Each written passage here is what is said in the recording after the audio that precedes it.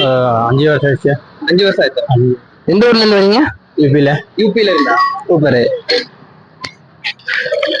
நீங்க மட்டும் தான் தனியா பண்றீங்களா? சூப்பர். எங்க இருக்காங்க? ஓ, பியூர் ஆரஞ்சு, சாத்துக்குடி. தமிழ் தெரியுமா? நல்லா இருக்கு, ஜூஸ் நல்லா இருக்கு, நல்லா இருக்கு. அண்ணே அமௌண்ட் கொண்டு வரல. அப்புறம் தரவா? ஓ சரி, ஒரு சும்மா வீடியோக்காக தான். சரிங்களா, இந்தாங்க. அதான் நமக்கு தெரியும். இல்ல பரவாயில்ல, இல்ல பரவாயில்ல. இந்தாங்க வாங்க.